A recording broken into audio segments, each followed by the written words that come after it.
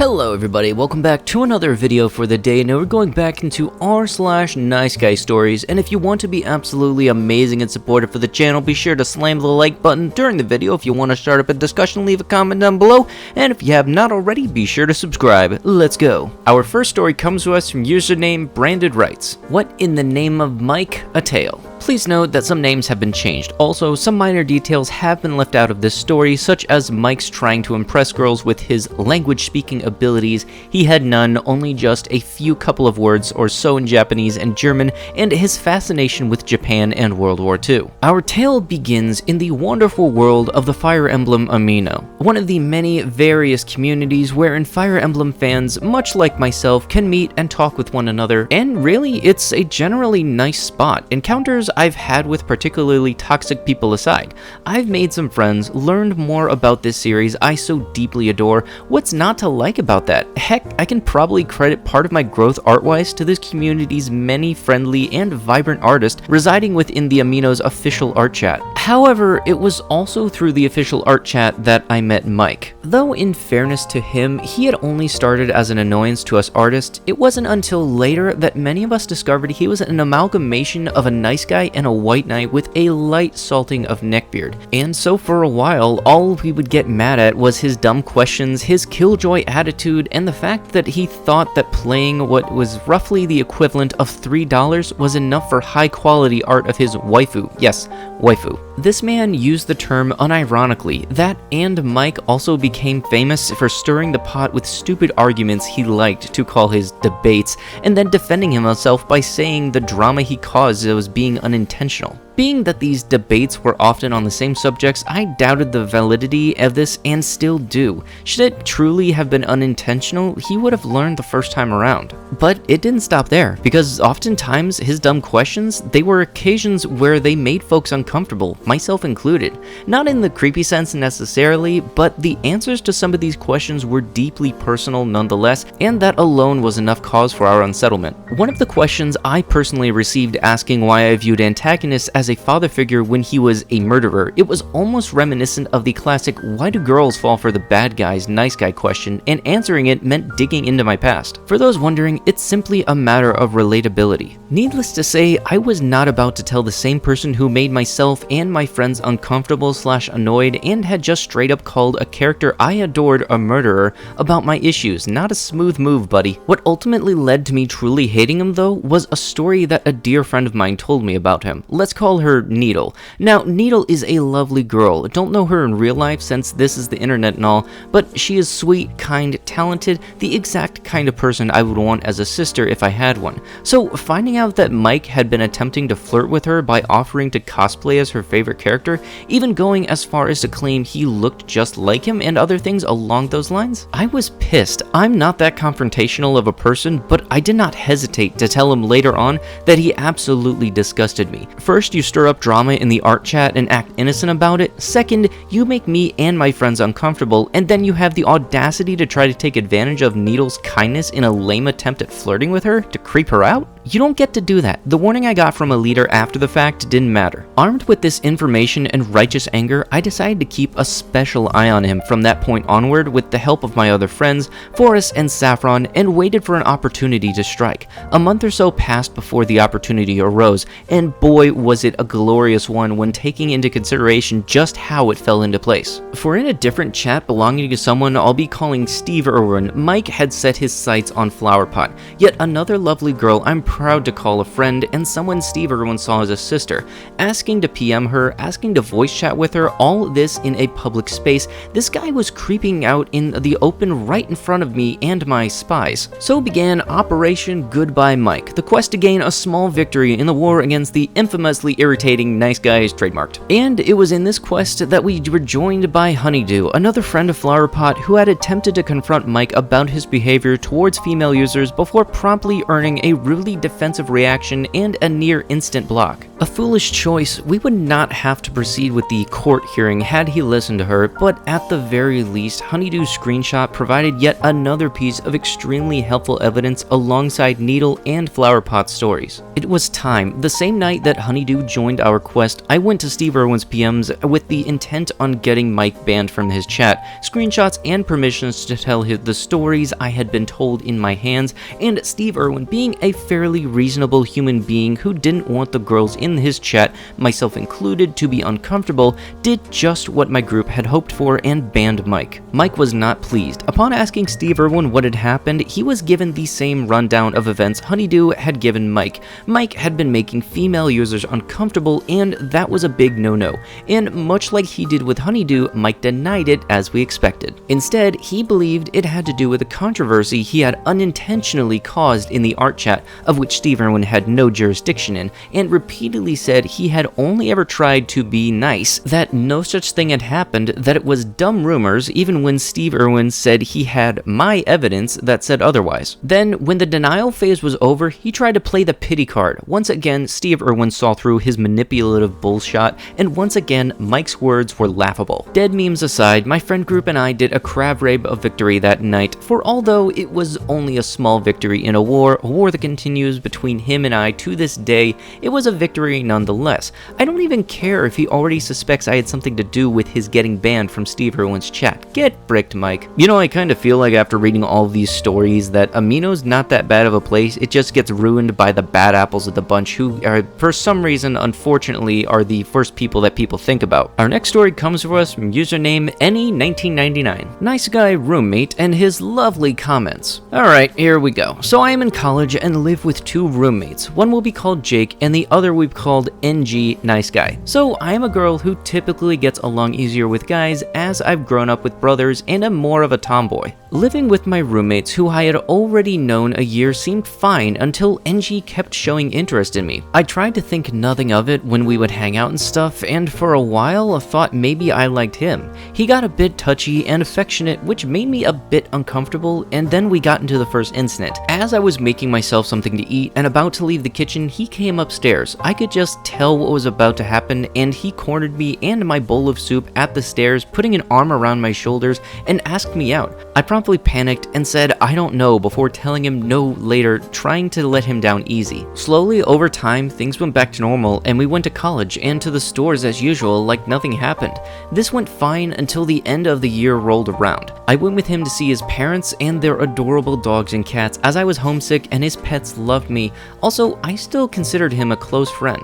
On the way back, however, we were jamming to the radio as usual before he commented, "You're not the worst singer, but you aren't the best either," and proceeded to rant about how good of a singer my sister was. This shocked me because I loved choir and had been singing constantly since I was little. I knew I wasn't the best, but it was important to me and I had been working on gaining some confidence and becoming more positive about myself for 2 to 3 years now. Hearing this from someone I considered a friend hurt and almost sent me spiraling back into my depression, which I have been fighting for quite a few years now and have been working on bettering myself. I did my best to brush it off before, lo and behold, in the car again, he commented that "You aren't fat, but you aren't skinny." Now folks, I have never had an issue with my weight. I'm 5'1" and just weighed 113 pounds for the first time in my life earlier this summer.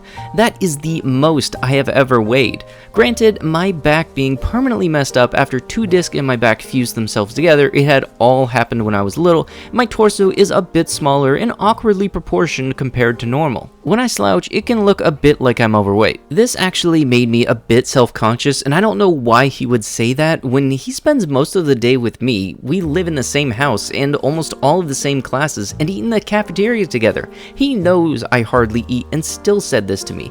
I once again tried not to let it bother me though, because it was already a stressful year and I was having some PTSD from stress and a previous ex who did some horrible things to me after we dated. I was not having a good time. To vent a bit, my roommate Jake and I talked about our more messed up relationships and just relaxed in the hall for a bit, since we usually are overly busy and didn't always talk. We went on for a few minutes before NG walked over and joined our conversation for no reason. He looked at us and said, "Well, at least you guys didn't get turned down the one time you tried to ask a girl out." He said it in a kind of condescending way, and he had never even asked a girl out before me, so it was obvious who he was talking about. That's right, ladies and gentlemen, he joined Jake and I's conversation and called me out for turning him down. This was so awkward, and I quickly went to bed and didn't talk much to him for the last week of school. I even asked Jake to take me grocery shopping since I am too nervous to drive in a city since I am from a rural area. When we got back, NG even asked why I hadn't asked him like I usually did. I just told him I felt like asking Jake and promptly went to put things up. I don't think he realizes what he said and how all of that came off, but I am not looking forward to sharing all of the same classes with him this semester, even if it is good for gas. On the bright side, hearing him act like that made me fully realize I do not like him, and I'm working on building my self-esteem and confidence even more now. Any tips or advice for the coming school year? Definitely, the more you build your own self-esteem up and improve yourself, the angrier the NG is gonna get, and it's kind of gonna go in its little kind of creepy, entertaining flow. Keep working on making yourself feel better for you. It can only have a positive outcome. Our last story comes to us from username Hoigao. Was he a nice guy? This is from nearly 10 years ago when I got my first career job a little out of college, so there's a reason I might be fuzzy on some of the details. Personally, I thought the guy was being a creep sometimes, but he generally was a chill dude to be around as long as he wasn't romantically interested in you, so a lot of the people around me told me that I was reading too much into things. I won't be using names, just first or both initials, because some of them are a little unique and would be easily identifiable, but if things get confusing, I apologize. Myself, me, 21-year-old female at the time, maybe NG creep R, 28-year-old male, coworker friend is J, 29-year-old male, coworker is S, a 31-year-old male, boss is T, a 25-year-old male. Things start off at a small startup company that, unbeknownst to me, would be acquired by a much larger company 2 months after I joined the startup. I was the only female in the entire startup, and in my depth was T, my supervisor, J, who got me the job, and R, maybe NG. I'm newest and the youngest, and I kind of slip into that younger sister kind of vibe with everyone else at the startup. At this point, there was nothing weird going on, and I was under the impression that nobody really saw me in a romantic light. It wasn't until we got picked up by the much larger company that things changed. Not all of these are in chronological order because for the most part I still thought I was in the kid sister role and wasn't paying attention until later, and the rest resurfaced in my memories once I was aware. 1. New big company offers free unlimited iced coffee. For our daily break, our small team would usually go get some and sit in an area that was called the lobby. It was two-tiered with a small water feature lining the base with the second tier of one set of stairs that led to the upper portion where there were chairs and a small coffee table.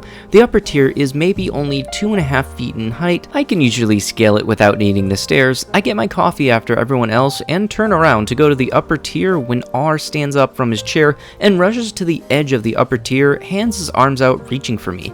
I stare at him confused. He suddenly turns, looks around for half a second, arms still out, and then sits in a different random chair. I just go up the tier and enjoy my coffee. 2. We are in a meeting and the meeting room doesn't have enough seats for everybody. I stand in the back against the wall with R on my direct left and my boss T on the other side of R. R leans closer to me, and my main focus was on the presentation going on with the meeting, so I kind of just assumed that T wasn't giving R enough space, so I scooched over to the right without taking my eyes off the presentation speaker. I feel R leaning closer again. Maybe I still didn't give him enough room. Okay, I scooch over to the right.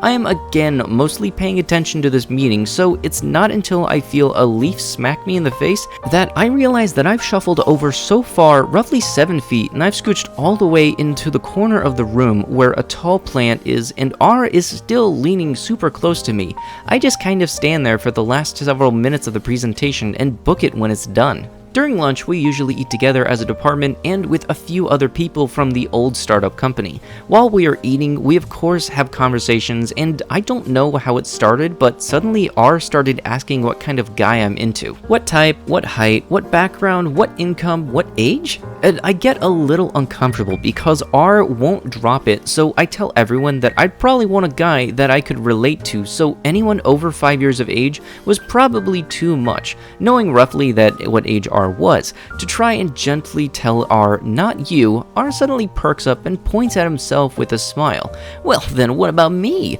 I go quiet because I don't know if I should call him out for lying or if I should just agree and let it go. Luckily, our old coworker from the other department, S, pipes up in the most honest, genuine way and says, "Aren't you 28? That's more than 5 years." R goes quiet and sulks and won't make eye contact. I just smile and finish my lunch with nothing else to say. Thank you, S. 4. At another lunch period, we were telling stories about dates, good and bad. I haven't and still don't have a boyfriend, but I had a few stories about my poor attempts at flirting. I told a story about how I met a cute boy who had come to our house, selling children books for charity for hospitals, and that's when I opened the door. I was in ugly, baggy pajamas, holding my Game Boy in one hand and my other hand tugging at my housemate's dog collar that was excited about the newcomer. We flirted for a while, and then the cute boy said I smelled nice, and in response, I coughed and said I smell like a dog, because as I said before, the point of the story is to talk about how bad I am at flirting. I don't even remember what the cute boy's name was, or even vaguely what he looked like. Everyone else at the table is laughing except R, who suddenly snaps and says that I shouldn't talk to guys like that, and they're just only after one thing. What? Children books for the hospitals? Everyone stops having fun, and R just seems fuming for the rest of the day. 5. I am well known for hating my fruits and veggies. People tend to get a little annoyed with me when they realize I eat pretty unhealthy and don't gain weight that should go with it. My parents worry about it and made a deal with me that if I ate better, specifically more fruit, they would help chip in for a new computer that I was interested in for gaming. I told some of my coworkers about it during a week, gripping how I hated fruit, and R speaks up. Hey, would you eat the fruit if I cut it for you? I immediately responded no, and we all go back to the office to work. About 10 or 15 minutes of being back at work, R suddenly appears at my elbow, offering me a plate of fruit. I decline and go back to work. He offers again, I decline, offer, decline, offer, decline. This goes on for 8 minutes. Yes, I timed it. And Jay, who sits next to me, finally cuts in, oh my god, look, I'll eat the fruit. And it yoinked the plate away from R, who stood there silently for another half minute before turning away and going back to his own desk. 6. This is the time that R has kind of died down on giving me any attention, but it's kind of flipped and he's very brisk or cold sometimes, angry at me for little to no reason. I prefer this, so I don't really try to fix anything, and it reaches to the big company's Christmas party. They throw ridiculously huge Christmas parties, and everyone is allowed to bring a +1 if they'd like. I have no one, but I don't mind going stag and just enjoying the night with my other coworkers and friends. Before the big night, we're all on break again. Yeah, we took a lot. And the topic comes up of who people are bringing. Because no one is your +1, you can sneak in someone else's friend for them if they have more than one. I'm only half paying attention because that kind of conversation bores me, but I do catch that Jay asks R, are you bringing anyone? And T chimes in, yeah, he's bringing his roommate, that girl, C. And suddenly R sputters incoherently and looks at me anxiously while insisting that they're just friends. They ended up dating for a year sometime after the party, lol. I didn't care and just told him to have a good time at the party with his friends. He sulked again for the rest of the day. 7. Those were the more defining moments. Other things that kind of just happened in small doses here and there include shoulder massaging / touching, pestering me to go to clothes shoppings with him. I don't even do that for myself. Trying to sit next to me at any place we go, discouraging me from other male coworkers, actually telling me how he broke up someone else's relationship because the guy wasn't good enough for the girl, and R ended up dating her only to break up with her like a couple years later. Just generally saying feminist things that I think he thought I'd like to hear, but not realizing I don't agree with 90% of the things he's talking about, and then trying to explain to me how I'm ignorant for not agreeing. There are probably even more things than those, but I just simply can't remember it all from so long ago. These are some of the examples that I remember, and when I tried to bring it up with other coworkers, they all insisted that I was reading too much into things and that R isn't interested in me that way at all. I will say that I don't think he's a full-blown creep or stalker or anything like that, but he definitely gave me weird enough vibes that I don't think I'm wrong in thinking that he had at least some romantic interest in me. I really don't want to make this about my ego or vanity because I really didn't want the guy to like me, but I also don't want to believe that I would misread someone that badly. Again, this is from so long ago that it hardly matters now, but I am curious as to how other people interpret his behavior and whether I'm a serious egomaniac, lol. Thanks to everyone who actually read this far. And with that, that is going to have to be it with the video. If you would like to be absolutely amazing and supportive, be sure to slam the like button, leave a comment down below what you liked about the video, or just start a discussion. And if you have not already, subscribe to the channel, help me get to them 30,000 subs, alright? Thank you. I'll be sure to see you guys in the next one. Thank you, and bye-bye.